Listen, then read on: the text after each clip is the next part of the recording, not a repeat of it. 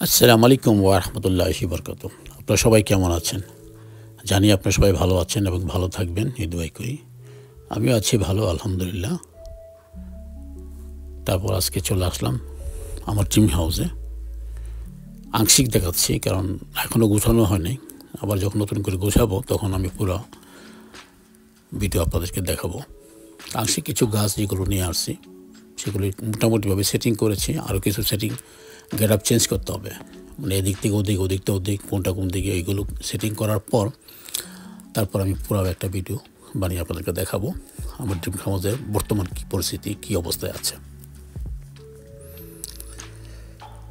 মাঝে মাঝে হয় কি আপনার ওই গাছগুলো পাওয়া যায় না, বাইরে গেলে গাছগুলি কালেকশন করে আনতে হয়, অনেক জায়গা থেকে রিকোয়েস্ট করতে হয় আনার জন্য। তখন তারা নিয়ে আসলে তখন এগুলো নিয়ে কাজ করতে হয় আর কি। তার মধ্যে একটা প্ল্যান থাকে, গাছটা কতটুকু হইতে পারে, কী আকারে বড় হইতে পারে, ছোট, এরকম একটা প্ল্যান থাকে। প্ল্যান মোতাবেক এই গাছগুলোতে বিভিন্ন জায়গায় সেটিং করতে হয়। কারণ নতুবা দেখা গেল যে আপনার একটু বড় হলে তারপর আপনি চেঞ্জ করতে পারতেছেন না, কারণ গাছটা যখন বড় হয়ে যাবে, মানে তার হাত পা ডান দিকে বাম দিকে ঘুরতে থাকবে, তখন আপনি গাছটাকে সরানো টাফ হয়ে যাবে। তখন গাছটা দেখা গেলো এক পর্যায়ে হয়তো বা মরে যেতে পারে।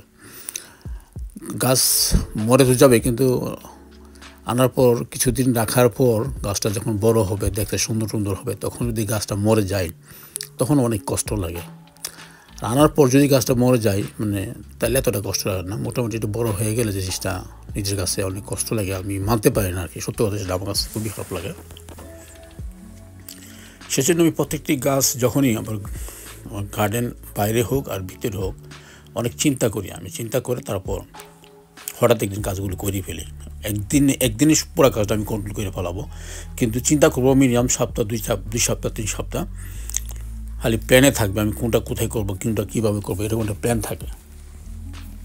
এবার আমার বাইরের সবজি বাগান হোক আর ফ্রন্টের ফুল বাগান হোক আর পিছনে আর ঘরের ভিতরে যেখানেই হোক, আমি পুরোপুরি সত্য কথা যেটাই পুরোপুরি 2 থেকে 3 সপ্তাহ খালি অবজার্ভ করি কীভাবে কী করবো। তারপর হঠাৎ একদিন পুরোটা কমপ্লিট করে ফেলে। ও আমাকে বলে, কী ব্যাপার, তুমি এতদিন তুমি চিন্তা করছো কীভাবে কী করবো, আজকে দিয়ে হঠাৎ কমপ্লিট করে ফেলে। এটাই তো তুমি বুঝো না। কারণ অ্যাকচুয়ালি এটা থাকে, প্ল্যান থাকে মাথার মাঝে যে কীভাবে করবো। ওই করবোর মাঝে মনে করেন হঠাৎ একদিন করে ফেলাম আর কি। এমনি দিয়ে পুরো প্ল্যান চলে, এটা এখানে, এটা সেখানে, এটা এখান থেকে এত বড়ো হইলে এটার দিকে রোদ্র আসতেছে, ওদিক থেকে রোদ্র আসে না, ঠিক আছে, যেটা রোদ্র প্রয়োজন বেশি সেটাকে এদিকে রাখবো, যেটা রোদ্র কম হলে চলে, মোটামুটি তাপমাত্রা হলে গাছটা বেঁচে থাকে সেরকম গাছগুলো একটু ভিতরে লাগাবো। মানে এই ধরনের নানান ধরনের প্ল্যান থাকে। বাইরেও যেমনই মনে করেন কোনটা বড় হবে, ছোট হবে, কী আকার বড় হইতে পারে, বা আমি কীভাবে রাখবো, জায়গাটা কতটুকু, সব কিছু